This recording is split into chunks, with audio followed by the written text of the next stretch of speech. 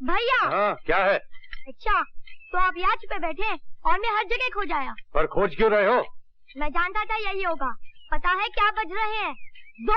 अरे 2 तो रोज ही बजते हैं। और रोज आप नहाते भी हैं और खाना भी खाते हैं मिस्टर रवि यादव। अरे शाबाश, तू तो अंग्रेजी बोलने लगा। अरे जब तू बड़ा होगा ना तो इसी तरह खड़ा होगा कचहरी में काला कोट डांट के और योर ऑनर कह के सभी मुकदमे जीत जाएगा। अखबार में तेरी फोटो छपेगी। अरे वो सबसे अच्छे को क्या कहते हैं? बेस्ट। हाँ बेस्ट वकील। वो तो मैं बन जाऊंगा, मगर आप ये बताइए 2 यही बजा दिए तो अब नहाएंगे कब और खाएंगे कब? अरे नहाने में कितनी देर लगती है वकील साहब? ये गए कोठरी पर, ये लिया साबुन और तौलिया, ये लपके नदी की तरफ और ये लगाई डुबकी। तो वकील साहब जरा पीठ पे साबुन लगा दो भैया। आ जाओ। आहा मजा आ गया। हाँ अरे अरे क्या कर रहा है? गुदगुदी हो रही है। अबे कंधे के नीचे पीठ पर। हाँ हाँ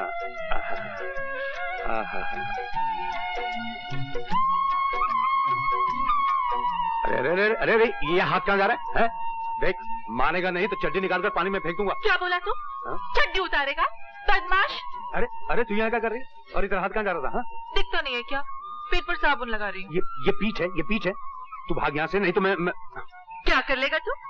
घाघरा पहना हुआ है, उतार के दिखा। अरे तू तो बड़ी बेशर्म होती जा रही है पार्वती। अब तुझसे क्या सरो? अब भाग यहाँ से नहीं तो भिगो दूंगा। चलते तवे पर छींटा मत मार पागल, नहीं तो छुट्टी कर दूंगी। अरे तू क्या छुट्टी करेगी? डुबो दूंगा नदी में। असल में तेरा नाम गलत रखा गया है। मेरा नाम पार्वती है, तुझे शंकर होना चाहिए था। छी अपने छिछोरे मुंह से देवी देवताओं के नाम मत ले बेशर्म। अरे इसमें बेशर्मी की क्या बात? आखिर तुझे एक दिन मेरा पति तो होना ही है। पति और पत्नी में क्या शर्म?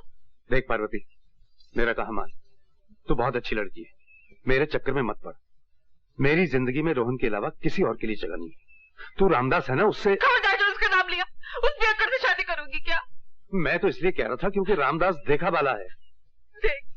देख रवि उसका नाम मत ले, मगर वो कुत्ता आगे मेरी बहन को खा चुका है। मगर मैं उसकी बात फिर से निकाली तो तेरी छुट्टी कर दूंगी। छुट्टी क्या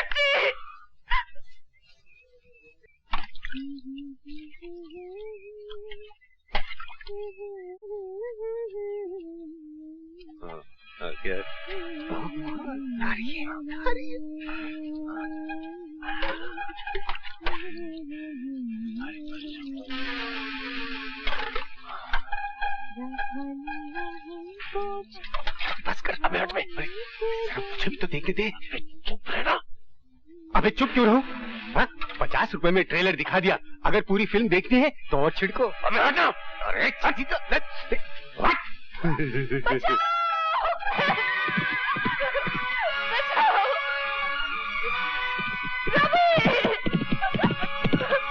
बेशरम को मार रवि, खत्म कर दे शराबी को, छुट्टी कर दे इसकी।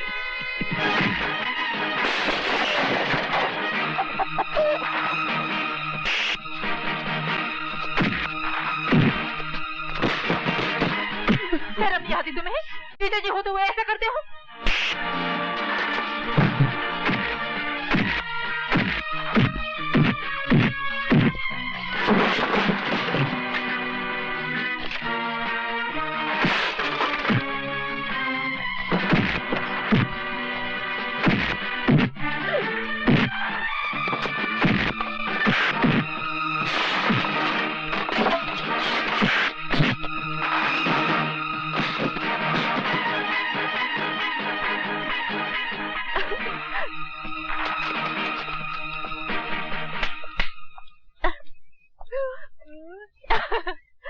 खिड़की दरवाजे बंद करके नहाना सीख। सिखला दे। बेशर्म कहीं। रवि, आज मैंने तुम्हारे बारे में एक फैसला किया है। क्या फैसला किया मेरा? कल से मैं तुम्हें पढ़ाना शुरू करूंगी। मैं पढ़ के क्या करूंगा? पढ़ाई हमेशा काम आती है पागल आदमी। थोड़ा बहुत पढ़ लोगे तो बम्बई जाकर अच्छा काम कर सकोगे, अच्छी तनख्वाह मिलेगी और रोहन की जिंदगी भी बना सकोगे। रोहन के लिए तो मैं कुछ भी कर सकता हूँ, पढ़ भी सकता हूँ। आप कल ही से मुझे पढ़ाना शुरू कर दीजिए। तुम सचमुच पागल हो।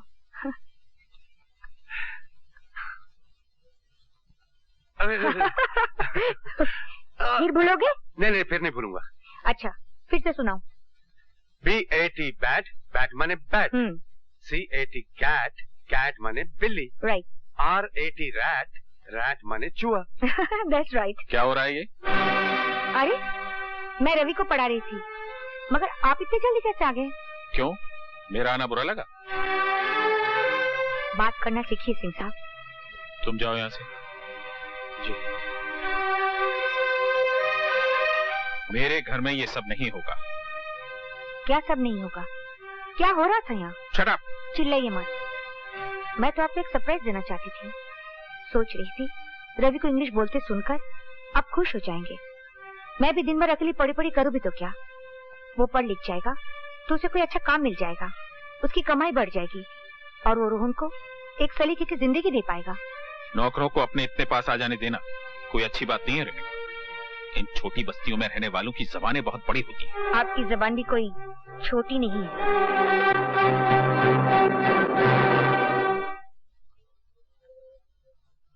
नमस्ते मालकिन। रवि, क्या तुम कभी अपने आप से बातें करते हो? दिन में ख्वाब देखने का क्या फायदा मालकिन, लेकिन बात क्या है? जिंदगी में बहुत जहर फैल गया है रवि, अब तो सांस भी लेना मुश्किल हो गया है। अपने घोड़े से कहो मुझे किसी ऐसे ख्वाबों की बस्ती में ले चले जहाँ मुझे चैन मिले। रवि, तू मुझे मेले में लेके जाएगा? बहुत प्यार करता है ना मुझसे। मेरी तरफ देख, मैं पहनी हूँ घाघर चोली, गाँव की गोरी।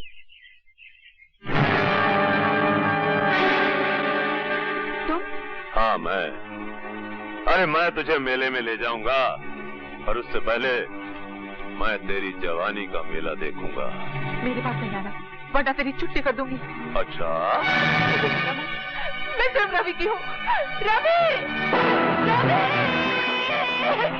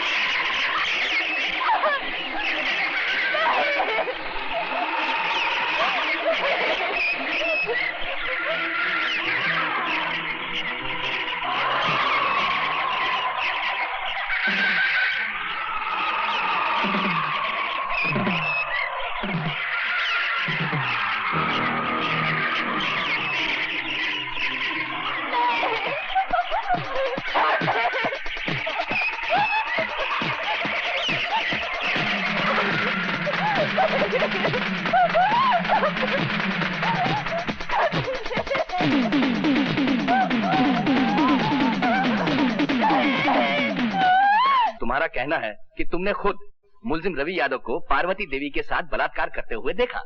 जी सरकार, वो बेचारी गिड़गड़ाती रही, हाथ जोड़ती रही, लेकिन ये मुलजिम उसकी एक नहीं सुना।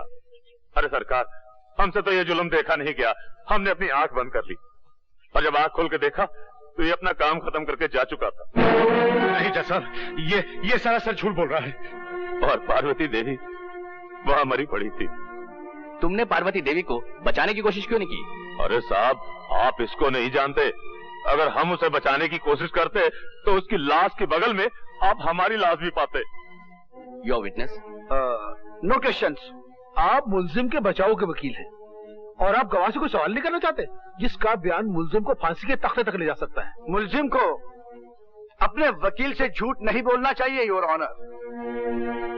इस मुलजिम ने मुझसे कहा था कि इसने बलात्कार नहीं किया, मगर अब ये मोजिज़ गवाह ये बयान दे रहा है कि इसने खुद अपने आंखों से बलात्कार होते हुए देखा। तो इस गवाह से मैं क्या सवाल करूं? मैं सिर्फ इतना ही कह सकता हूं योर ऑनर, इस चश्मदीद गवाह का बयान बलात्कार तो साबित कर सकता है मगर कत्ल साबित नहीं करता, क्योंकि जिस वक्त इसने आंख खोली तो मुलजिम जा चुका था और लाश पड़ी हुई थी। हो सकता है योर ऑनर मुलजिम ने उसे जिंदा छोड़ा हो सकता है किसी और ने पार्वती देवी का कत्ल किया हो। इसलिए अदालत ने अगर इसे फांसी की सजा दी तो वो सरासर अन्याय हो जाएगा योर ऑनर। That's all. ये अपने कैसा वकील खड़ा किया रवि के लिए, जो खुद अपने ही क्लाइंट के खिलाफ बोल रहा है। ऐसी बातें अदालत में नहीं की जाती। मगर वो तो घर चलकर बात कर लेना। सरकार कत्ल का जुर्म पूरी तरह साबित नहीं कर पाई, इसलिए यह अदालत इसे कत्ल की पूरी सजा नहीं दे सकती। लिहाजा यह अदालत इसे 12 साल कैद बामुशक्कत की सजा देती है।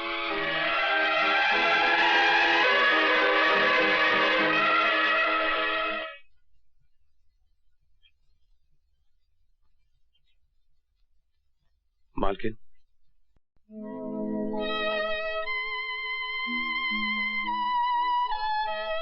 मेरी तो कुछ समझ में नहीं आ रहा है कि ये सब क्या हो गया है।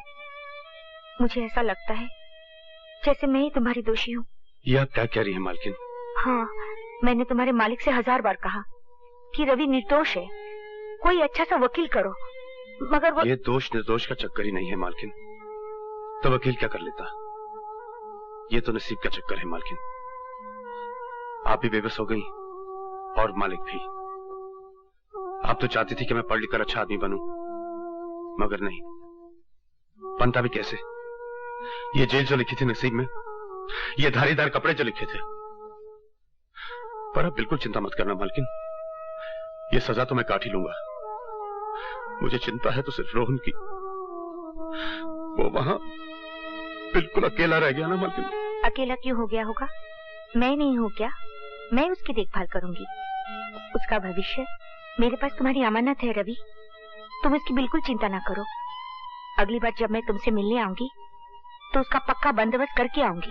अगर ऐसा हो गया ना मालकिन, तो मुझे जिंदगी से कोई शिकायत नहीं रहेगी, क्योंकि आज तक मैंने जिंदगी से अपने लिए कुछ मांगा ही नहीं। जो कुछ मांगा रोहन के लिए मांगा, और जो कुछ मांगूंगा रोहन के लिए मांगूंगा।